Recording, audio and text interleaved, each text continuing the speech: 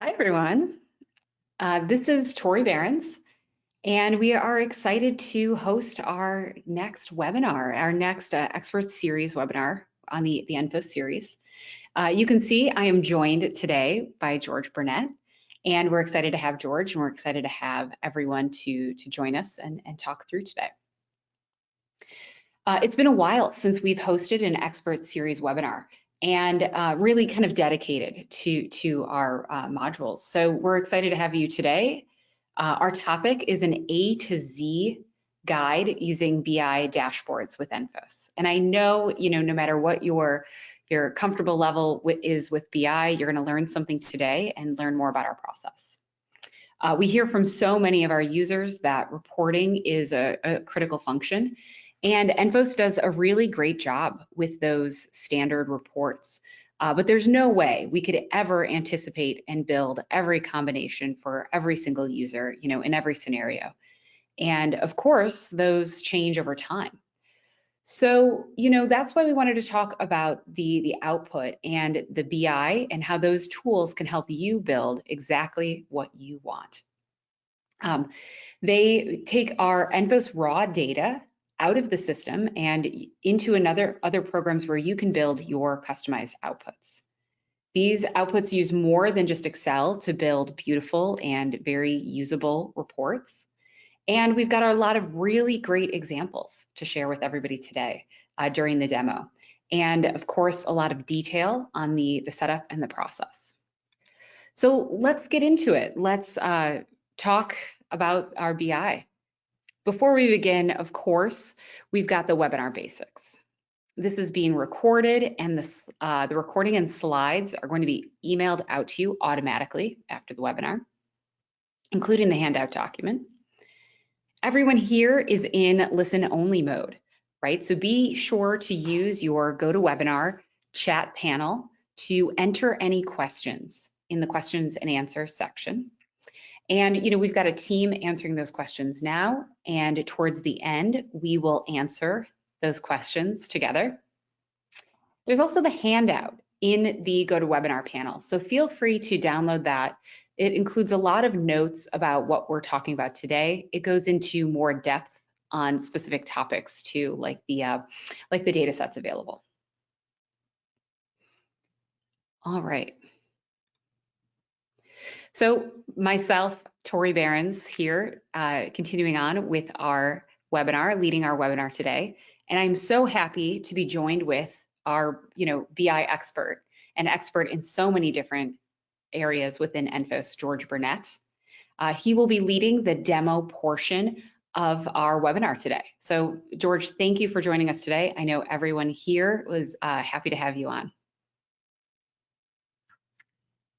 We'll also be speaking later in the webinar. We have both Alexa and John helping us out today on the chat, and you might hear them adding some questions for us at the end of the webinar. Okay, so what are we going to talk about today? We want to make sure we've got a clear description of the terms that we're going to be using. So we're going to talk through some of that. We've got really a high-level BI and OData review. We've got some ENFOS demonstrations, and then of course, right, the takeaways, the questions and answers at the end of the session. So we've got a nice session plan for everyone, and we'll talk about the full scope, right?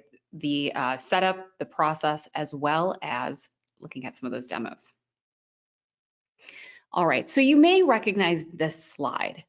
And we've seen this slide in some of our other webinars, and it's a familiar slide with our users. And I wanted to start here so it's very clear to everyone kind of what we're talking about.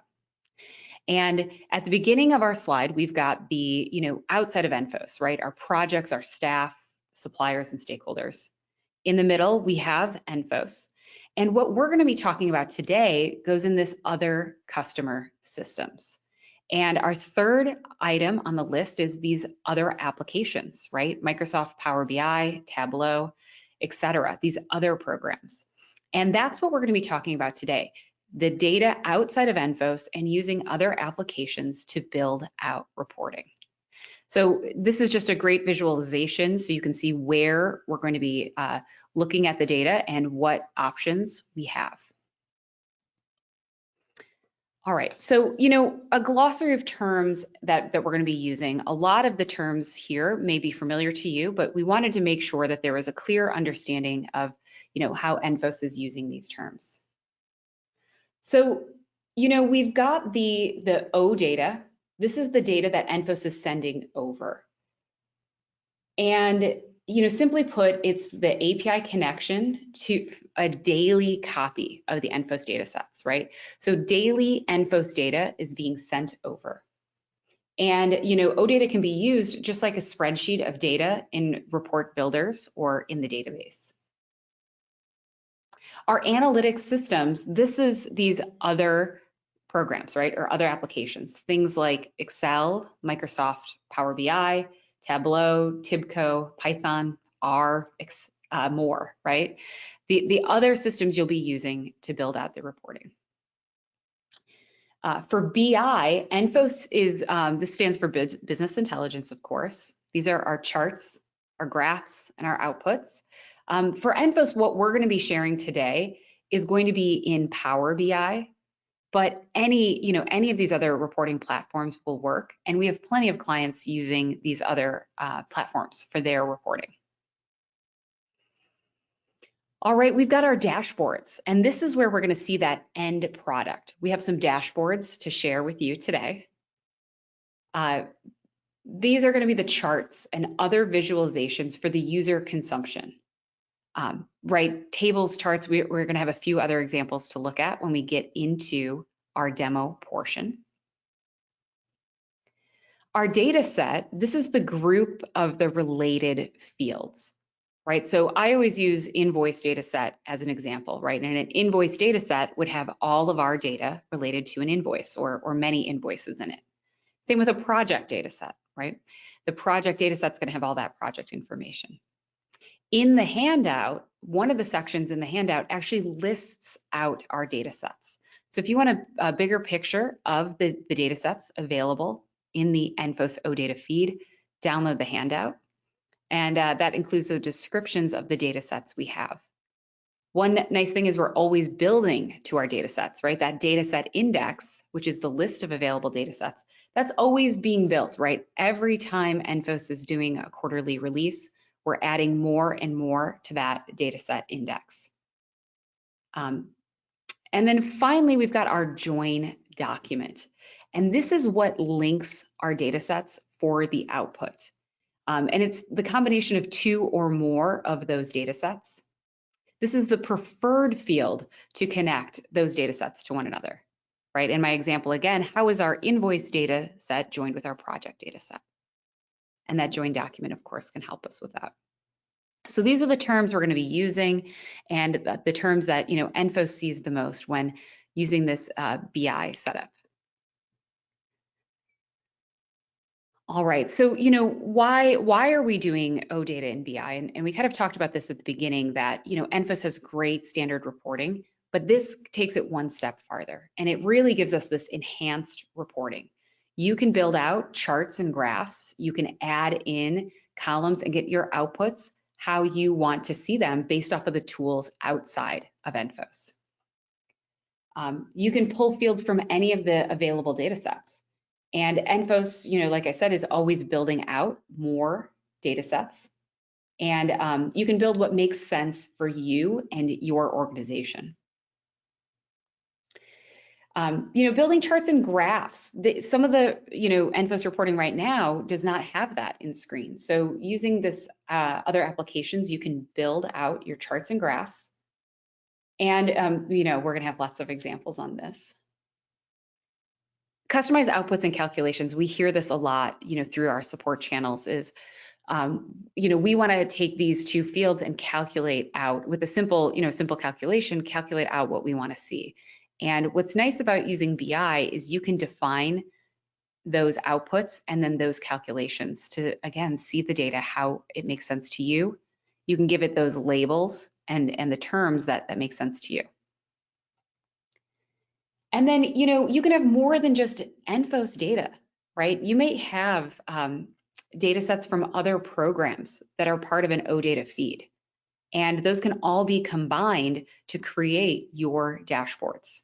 So it can be more than just ENFOS data or ENFOS raw data to build your outputs. And this data is refreshed every night. ENFOS can send this OData over. So you're never looking at data more than a day old. And so it's constantly being refreshed and updated. So your data is never stagnant. It's never a single point in time. All right. So, for the setup, it's actually very easy. And for our clients that are interested in setting up this OData feed, it's a very simple update, right? We update our agreement and contract with fees. Then we can, configure those feeds, the credentials, the logins, right? A very simple setup with the IT teams to make sure that the data feed is going to the correct location within your organization. From there, we get into building the dashboards, publishing those dashboards for your user base, and then any maintenance or updating over time. And when we start talking about building the dashboards, that's when we kind of think about some of these modes for the setup. And we've seen all different use cases with our clients. Sometimes ENFOS just sends over the OData feed, and our clients take it from there. They have someone in-house that's building these dashboards, charts, and graphs available for them. Sometimes it's an OData feed plus collaboration with ENFOS, right? You work with ENFOS to help kind of define those outputs and collaborate together to build your dashboards. And one step farther, right? An additional step is sometimes we set up the OData configuration, and then ENFOS actually builds the dashboards and then sends them over to you where your team would publish them. So ENFOS can even do the whole dashboard building. And depending on those modes for setup and your dashboards, et cetera, that's going to really give you some options on how you set up your BI information. Maintenance over time, just to add to that, that's really updating your dashboards if information changes, if there's new data sets available that you'd like to use, or any internal IT maintenance, right? It doesn't necessarily need much maintenance other than keeping all your charts and graphs looking the way you want to have them look. All right, so with that, we've done kind of a high-level intro of our terms that we're using and really the BI process. And I want to get into looking at some dashboards within ENFOS. And after we have a bit of a demo, we will come back over and we'll talk a little bit more about some of the next steps and get into questions and answers. So George, I'm going to stop presenting now, and I'm going to hand it over to you, and we'll talk about the examples. Great. Tori, I'll just have you confirm that you can see my screen.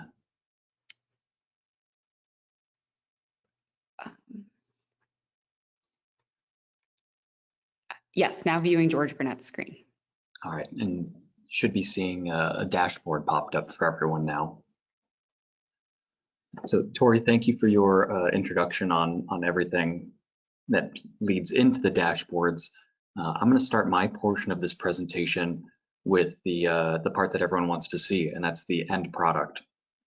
So what we're going to be looking at first is 5 dashboards that were built using ENFOS OData, published into Power BI Cloud, and pushed from Power BI Cloud directly into Microsoft Teams for end user consumption. All of the data that I will be displaying for the rest of the webinar is fictitious. You'll notice on the left side of my screen, there's a visualization called projects. All of the project information that you'll see over the next few minutes are UNESCO World Heritage Sites. And all of the project managers that you'll see throughout the dashboards are ENFOS employees.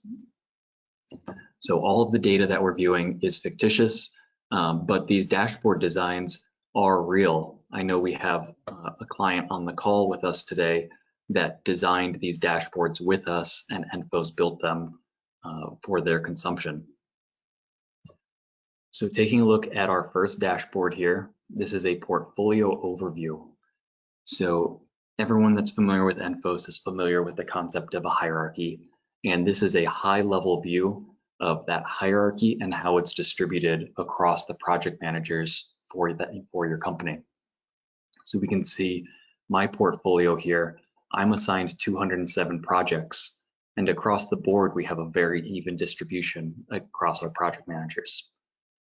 This dashboard is designed in a way where when I click on my name, the other visualizations will update to show me my distribution across my hierarchy business areas. So I can see I've got 8 projects assigned to me in mining, and this project list across the side is updated to the 207 projects that I'm specifically assigned to as the project manager.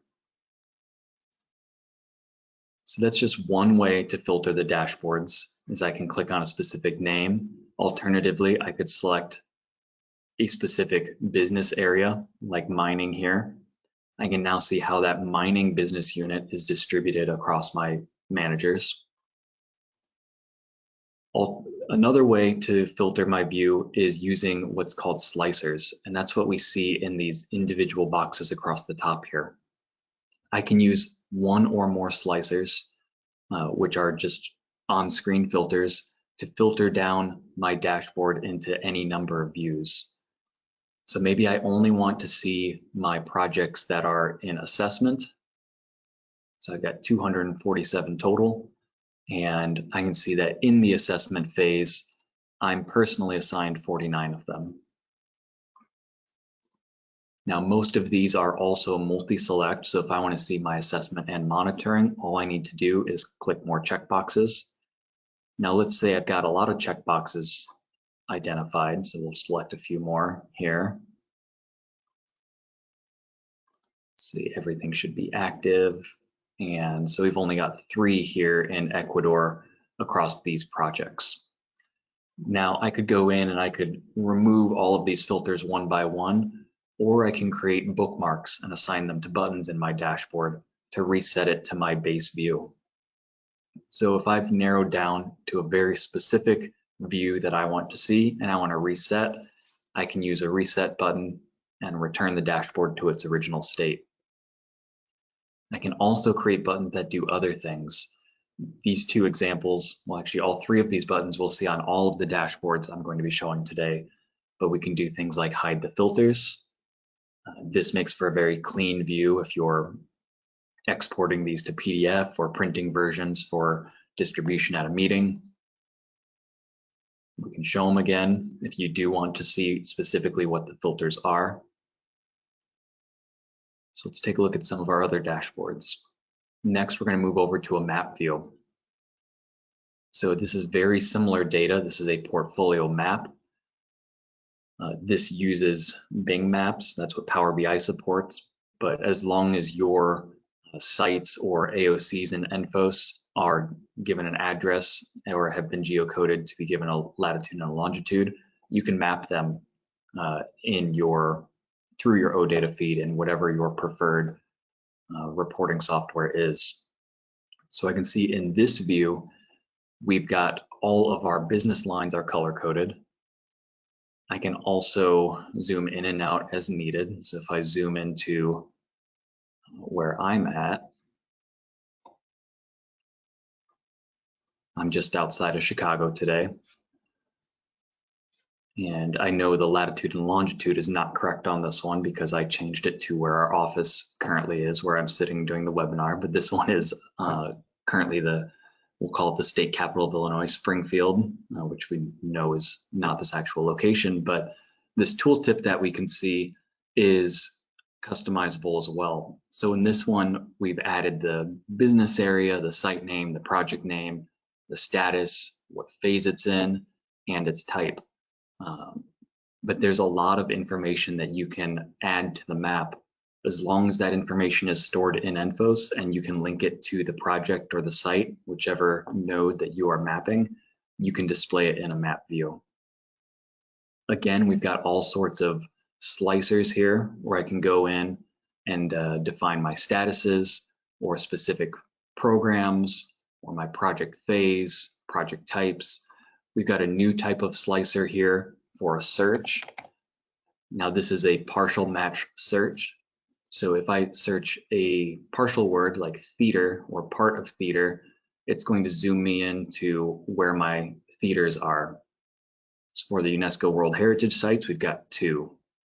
We've got a Roman theater, and we've got one in Tunisia.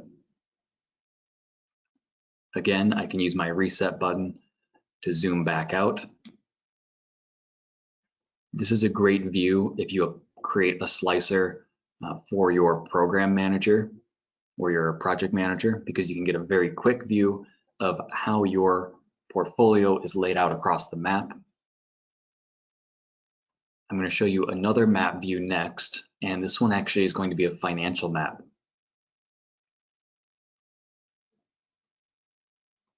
So this one will take a second to load here, but you can see that the bubbles on the map have all changed sizes, and that's because these bubbles are relative to the value of the current effective plan at the project.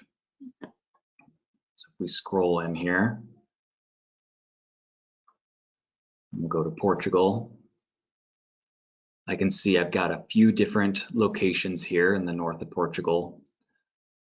Our historic center of Porto Luís has a plan amount of $327,000.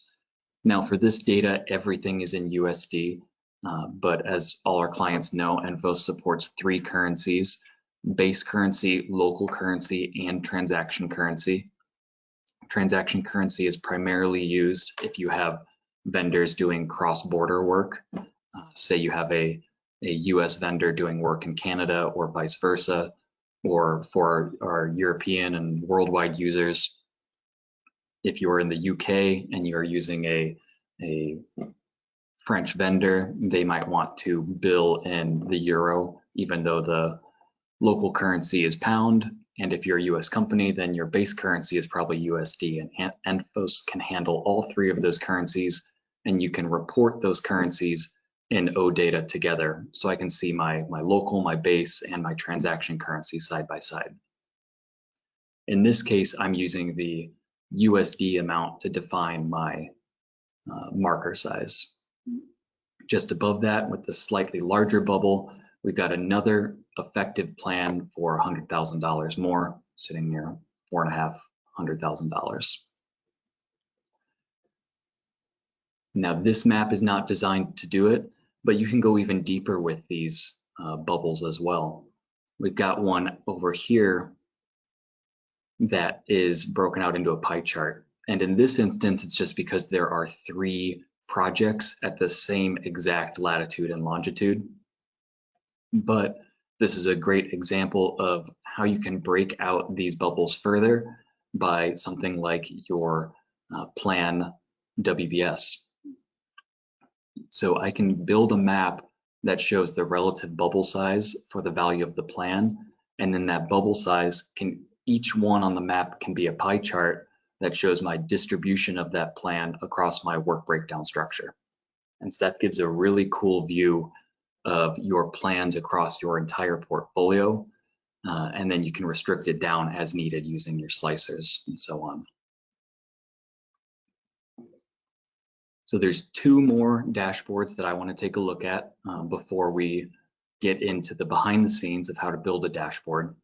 The first is another planning dashboard. So instead of a map view, we'll take a look at more of a visual view. So we've got, in my dummy data here, I know I've got plans starting in 2016 that go through 2025. Now this entire dashboard is already restricted in my design process to always use my latest plan. And we can see that in this filter panel on the right side of my screen. But I have this restricted to a specific scenario type, and I have it restricted to the latest plan only. Again, lots of different slicers we can pick here. I can reset my filters to get the full view. I believe we should see, let's see, I guess let that load. And sometimes, of course, right, doing live demos, it takes a moment to let everything load in. Yeah, we're just going to try to reload that one directly. And George, you know, as you're loading this, I saw a question come in, and I think it's a good opportunity to answer this. And you know, it's Sure. where do we view this data, right? Where do we view these dashboards? And this is outside of ENFOS, right? This is whatever one of those programs the client is using, right? Maybe it's Microsoft Power BI, maybe it's Tableau or Excel, right? It's one of these programs that these dashboards are being published to, and that's where the view is. And you know, the user access and who within your internal, you know, organization has access to view that, that's all determined by the access granted in this other program, right, outside of ENFOS. Okay, George, it looks like we've gotten our table to load here. It looks really great. Yeah, just to piggyback off of what you said, Tori, Yeah. you're absolutely right. Once you connect to the ENFOS OData feed, it depends on what program you've connected with. So I'm connected today with Power BI. It's what we use internally. It's what a lot of our customers use. So we use Microsoft internally. Once the dashboard is built in desktop, I publish it to the Power BI cloud, and it can either be consumed in the Power BI cloud through what's called a workspace. It's just like a dashboard repository at a website that anyone with an account can access, or your organization can publish the dashboards directly into Teams. And that's where I was viewing it in the previous view. So I had created a dashboard, I had published it, and then I sent it right back into Teams chat, where it's a module in Teams that you can add in. So looking at the budget planning dashboard, we've got some different types of visualizations here. And I'm actually in the editor mode now, which we'll take a look at in more depth shortly. But we can see some different types of navigation in Power BI here. We've got a new visualization. This is called a multi-card. I can go in and change my budget years. So if I only want to see current year out, I can go in and update that, and everything gets updated immediately. Now for my data, I know it only goes out to 2025, but I know we've got some customers on the call today that have plans that go out 100 years into the future. So we've got some different types of visualizations at the bottom too. These would be matrices or pivot tables if you're a common Excel user or use them in Excel frequently. There's different types of drill throughs and drill downs in Power BI. So this one is designed where I can actually go in and say, well, maybe I want to see what my next level is in North America. So when I select North America, this one is designed to go immediately from the North America region down to my project level. So I can go and see I'll just pick one here, the aqueduct of Padre. I can go and see my plan specific to that. If I click on that, my other visualizations can update if I design it to do it that way. This one is not. It's designed to go down to the region level only. But if we go back up, using some of these actions in the visualization, we can turn off the drill through, and maybe I don't want to break out North America specifically, but I just want to highlight it. I can do it that way as well. Again, pretty much anything in these Power BI visuals can be clicked on, and it's going to automatically update all the other visuals in your dashboard. But those are all design decisions.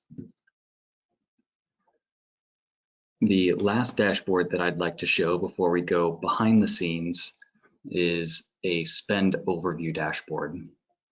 So we'll see if Teams is going to cooperate here, and it is. So again, we've got some new visualization types here.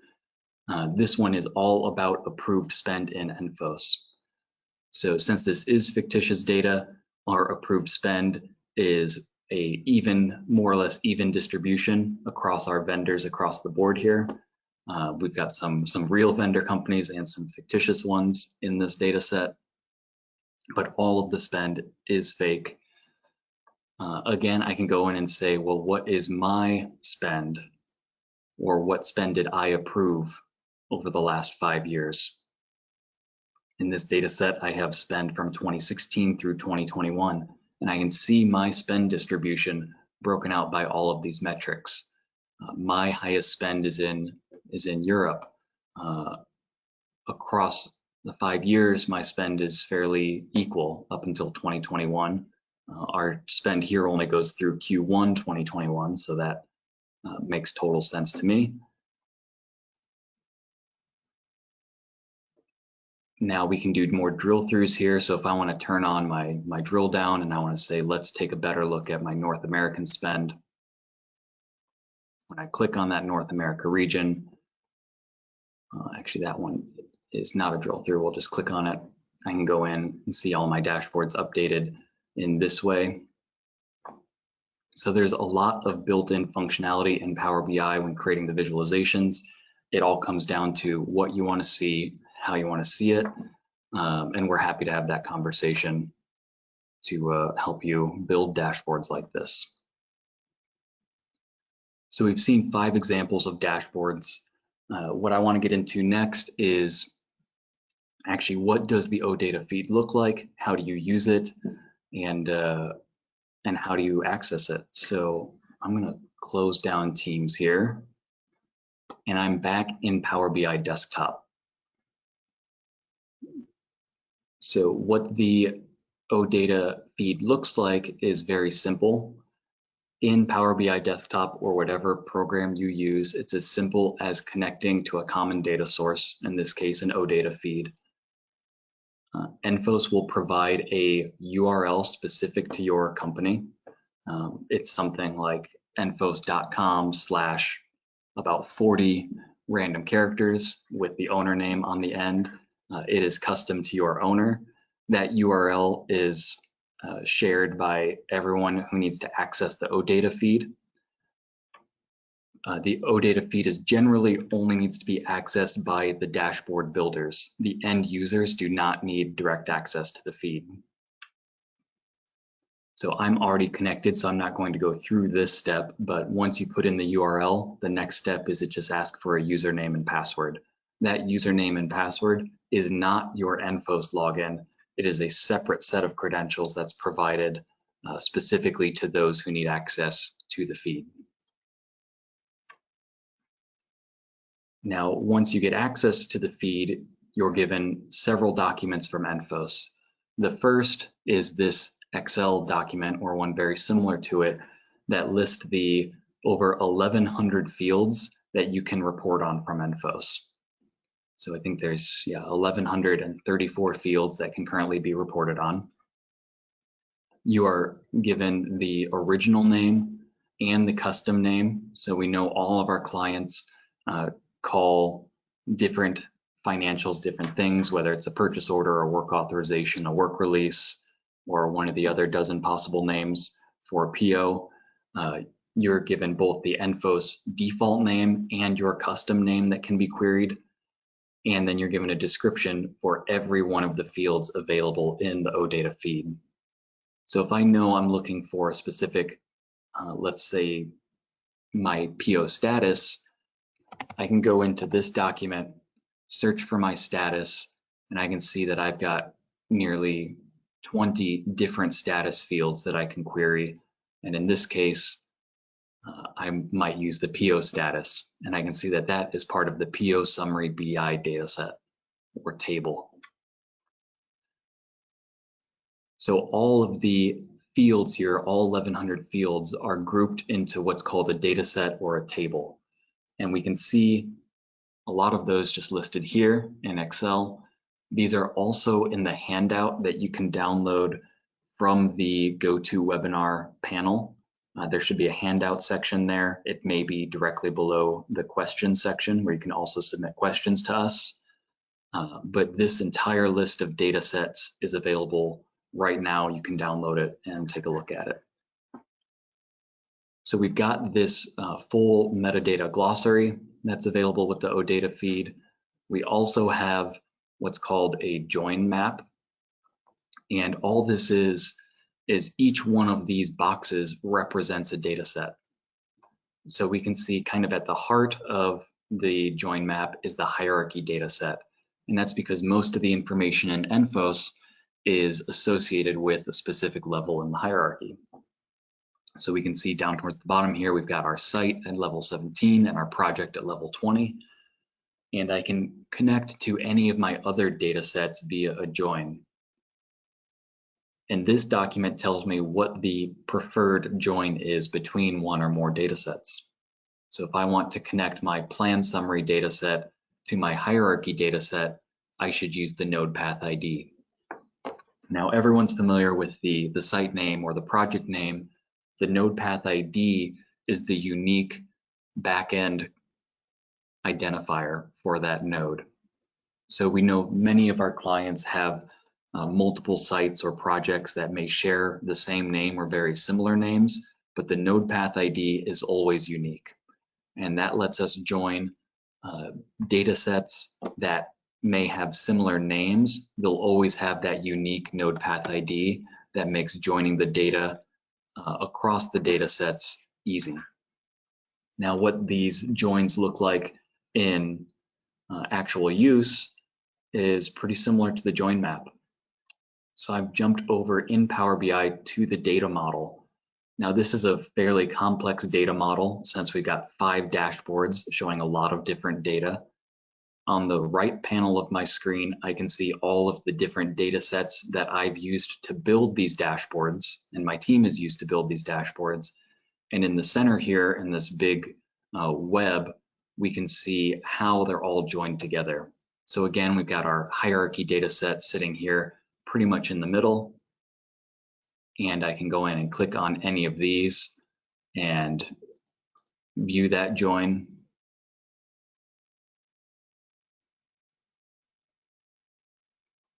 And I can define how that relationship between the two data tables works. So in this case, just like we had talked about, the plan balance summary data table is joined to the hierarchy data table via that node path ID column.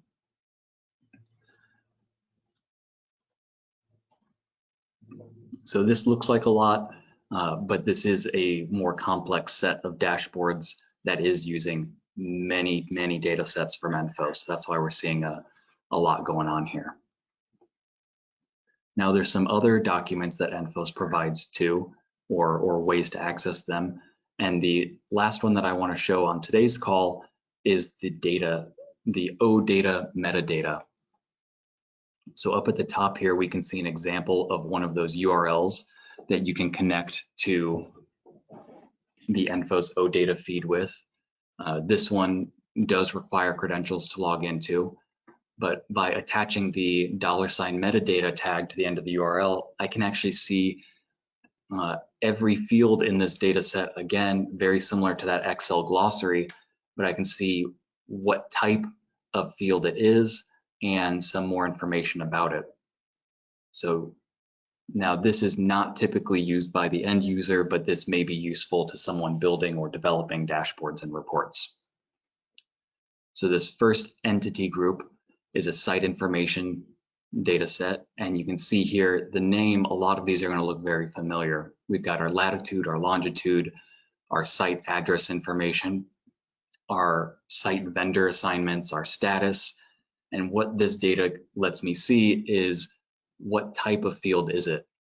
And why that's important is if there are numeric fields that you want to create custom calculations with, they need to be a field type or be converted to a field type that can be used in a calculation. So typically a string field cannot be used in a calculation because it's seen as just a word, versus a integer field can be used in a calculation. And lastly, not super useful, but helpful in some instances, we also provide the maximum length of these fields from ENFOS. So I can see if I'm adding a primary vendor, the max length of the vendor name is going to be 100 characters. So let's actually look in Power BI and see how a visualization is built using OData. So I'm going to navigate back to my report view, and I'm going to move over to a brand new dashboard. And you can see on the right side of my screen, I have several panes here, and these all do different things. Now, the first step typically is to identify what you want to make. What I'm going to build today is just a very quick visualization using invoice data. So I'm going to start with the matrix. Now, all of these visualizations are just included in Power BI as standard. There is in the Microsoft Store, you can download hundreds and hundreds of different visualization types for free. We won't take a look at that today, but that's just here under these three dots. If you have access to Power BI desktop, I'm going to go ahead and add a matrix and make that just full screen here. And I know I want to work with invoice data. So I'm going to open two data sets, which we can see in my field pane here. The first is I'm going to grab my business lines, which in this owner is the second level of the hierarchy. Now, when I click that, it gets automatically added into my matrix. I'm going to grab a few more fields here. The first is the invoice approved date. We can see that gets auto-populated into my rows here, but we don't see it on screen yet. So I'm going to move that over to my columns. This is all just drag and drop. And I don't actually need to know the exact day or the month or the year my invoice was approved. Or the quarter, I should say. I just want to look at the year. And lastly, I'm going to need a value. Like I said earlier, you can use the base invoice amount or the transaction invoice amount, which would be this one, or the local invoice amount.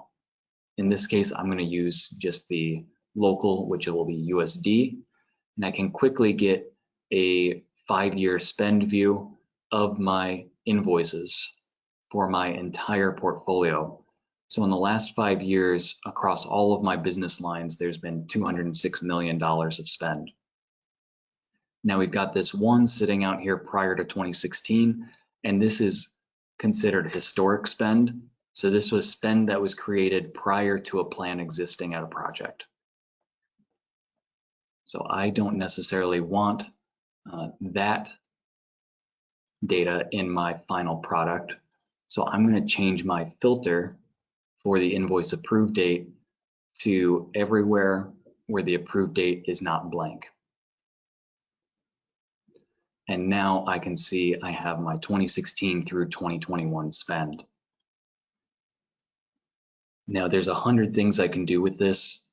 Some of the easier ones are I can go in and say, well, I want to toggle between different visualization types.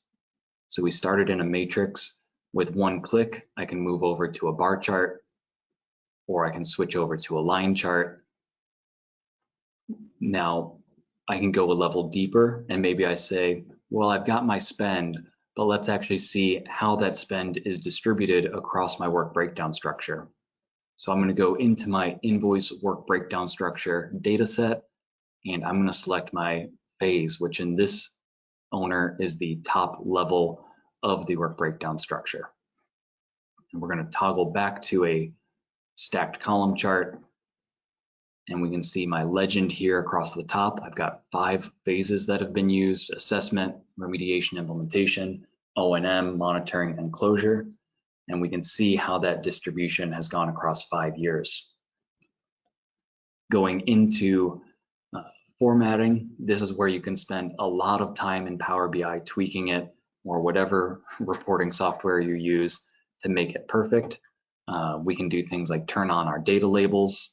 You can now see that if I hover, we've got our invoice approved date from 2020 for phase 4 monitoring, where there was nearly $24.3 million in spend. I can open up any of these and go a step deeper and start to define what my font size is, how many units I'm displaying. Maybe I just want to see it all the way out to the millions place.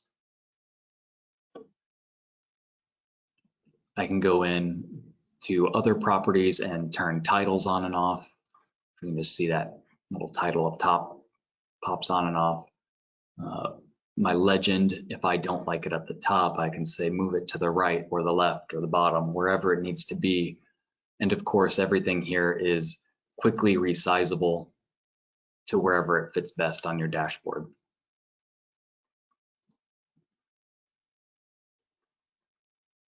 We've got some other options here like selection and bookmarks.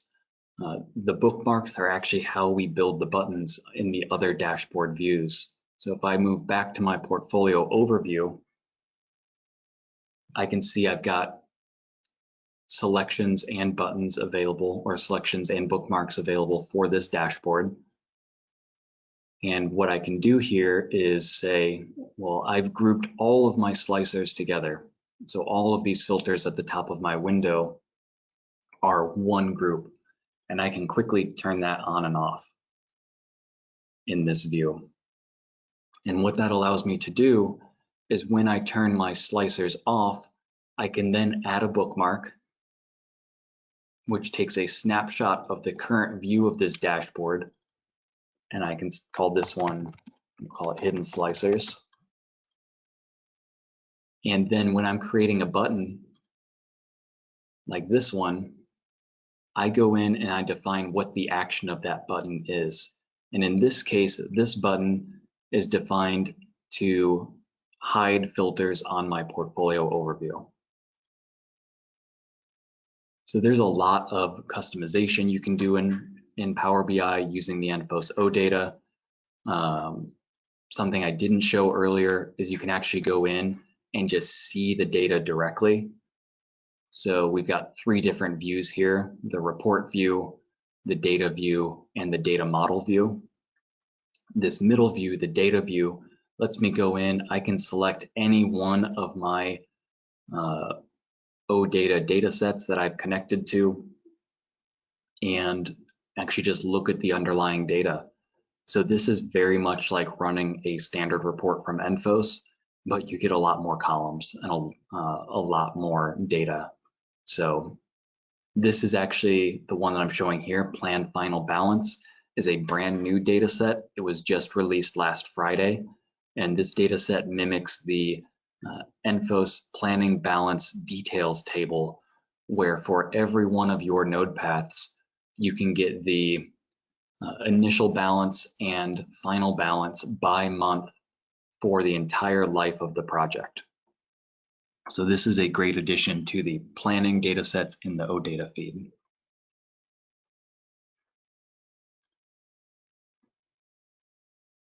So in conclusion, the sky's the limit with OData and Power BI. Everything we've seen today was built using only ENFOS OData, but like Tori mentioned, you can connect the ENFOS OData in with your other systems feeds. It could be other OData feeds, other types of APIs, even reporting software like Power BI can consume Excel reports and things of that nature. So if you can export the data from an old database, you can connect it into your ENFOS data here and use them both together to create some really cool dashboards that are useful for everyone. Yeah, George, thank you. You know, in these examples, like you said, you're just scratching the surface.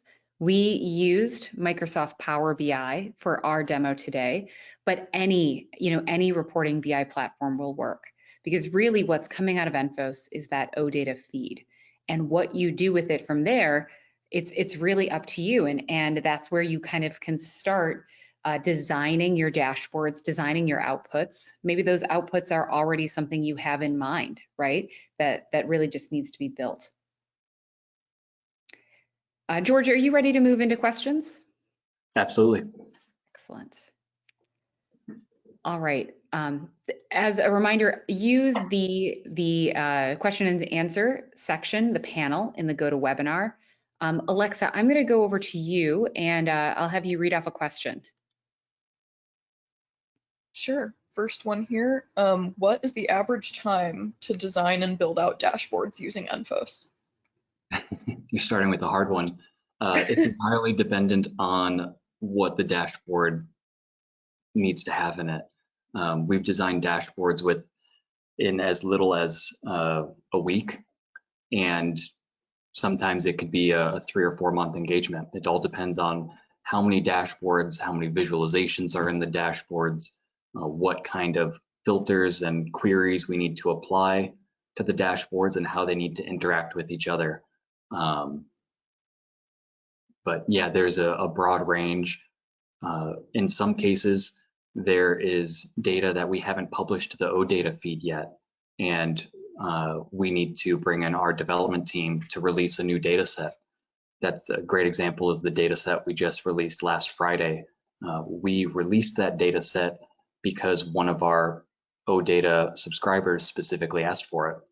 And so that's how we approach the OData feed is we try to give you everything out of ENFOS, but as we're releasing those feeds, sometimes you're a step ahead of us and we have to catch up. So yeah. And to our clients that are already subscribing to OData, maybe you saw something today here, or maybe it helped you think of something new.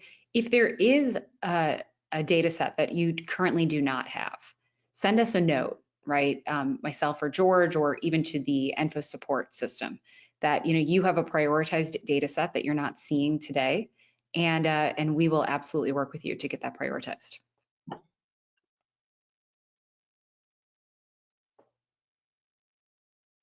All right, another question here. Can you add upcoming events from the site activities module to the dashboard? absolutely. There are 2 data sets specific to activities. And let's see if I can, actually we'll pull up the glossary here, use my own documentation. The one that this has is activities all occurrences. So you can go in and report your activities, create a dashboard based on activities. You've got both the completed date and the target date in here. So you could create a dashboard based on upcoming target dates. I have not used one personally, but I would not be surprised to see a calendar on the Power BI visualization store where you could actually take these activities and apply them directly to a calendar.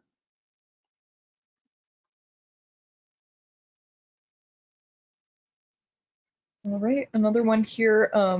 Any comments on mobile platform applicability of the dashboards described today as it relates to ENFOS mobile capability? Yeah, since the dashboards are consumed currently outside of ENFOS, that's going to be dependent on what your reporting tool is. I use Teams on my phone frequently, but I've not tried to load the dashboards on Teams via mobile. So I don't have any experience in answering that, but they would be dependent on how you consume data. But if you were using, say, an iPad, I would guess that you could go directly to your Power BI Cloud account and view them through that URL without a problem. Where or who do we ask to have a dashboard created? That's a great question. If you're already subscribed to or if your ENFOS owner is already subscribed to OData, talk to your ENFOS administrator. They might have as Tori mentioned, an internal team that does all the dashboard designing and build processes, or they might reach out to us and have my team work with you to collaborate on a dashboard that you're looking for, and we can even build it for you. Yeah, and to add to that, there might be some permission or access that's managed internally, right? So although the company you work for may subscribe to the ENFOS OData feed, maybe they haven't opened that up to all of their users, right? So it might be an internal permission control too. Of course, just as George noted, contacting your ENFOS administrator, that's going to be the key to help solving that and figuring out, do you have access to what's already there? and how you can add more to what you already see.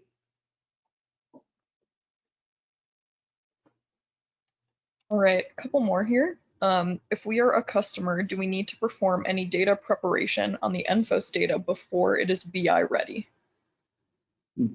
This is an easy one. No. ENFOS will take all of your production data. So the OData feed is available in 4 feeds. 2 of them are internal feeds that my team uses for QA, but you have access to a test system feed and a production system feed. And there is no data setup required on your end to get that data, to get your ENFOS data ready for OData. We go through a process called data denormalization, where we take all of your ENFOS data and we essentially, every night, we take the hundreds of data sets that ENFOS has and we flatten it into the couple dozen that we saw earlier. So it makes the data much easier to consume for the end user, and it keeps it organized. But yeah, that's something that we do on a nightly basis. There's no need for the end user to do any data maintenance.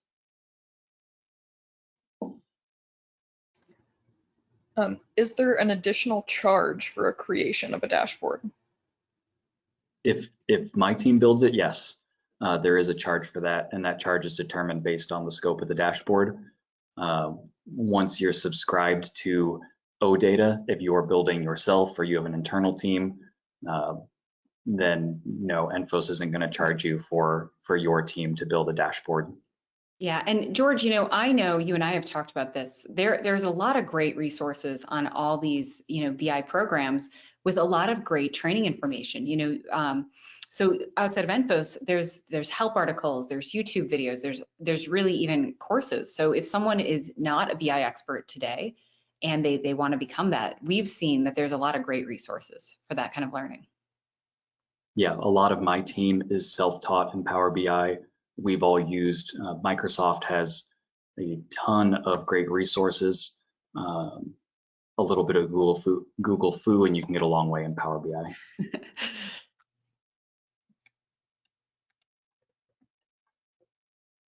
Since we have very strict user permissions based on internal or external users plus different roles, what considerations do we need to make to ensure permissions are extended to the BI data and dashboards? That's a great question, and it comes down to the design process.